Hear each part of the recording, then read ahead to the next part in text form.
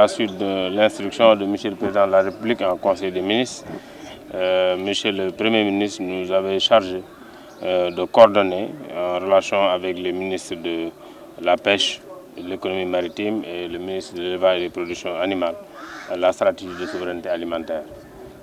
J'avoue que ça n'a pas été facile dans ce délai qui a été d'un peu plus de 2 mois et les fonctionnaires ont travaillé d'arrache-pied pour aboutir à ce document que nous avons présenté à M. le Premier ministre et à l'ensemble des services qui sont impliqués.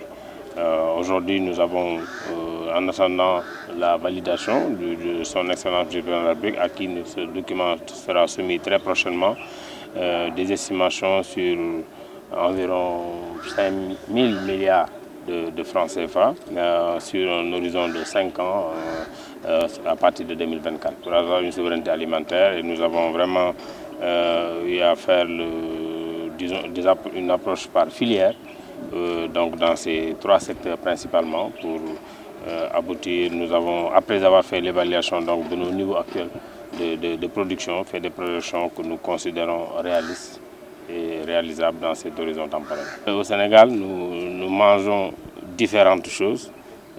Aujourd'hui, nous sommes de grands consommateurs de céréales. Je prends le cas du riz. Nous sommes aujourd'hui à un niveau de couverture qui est loin de l'autosuffisance. Donc nous devons voir quels sont les points sur lesquels nous devons insister pour pouvoir avoir cette autosuffisance. Ça, c'est aujourd'hui dans le cadre du riz. Si vous prenez également le cas de la pêche et de l'économie maritime, on a vu également les différentes contraintes auxquelles nous sommes confrontés tous les jours. Nous avons aujourd'hui, entre autres mesures, préconisé que des mesures fortes soient prises pour qu'on n'exporte pas, en tout cas les petits pélagiques que les Sénégalais utilisent, qu'on développe également l'aquaculture, parce qu'aujourd'hui, au niveau du monde, de façon générale, c'est l'aquaculture qui se développe à un rythme très très intéressant et nous sommes aujourd'hui loin du compte. Ça veut dire que nous devons insister à ce niveau.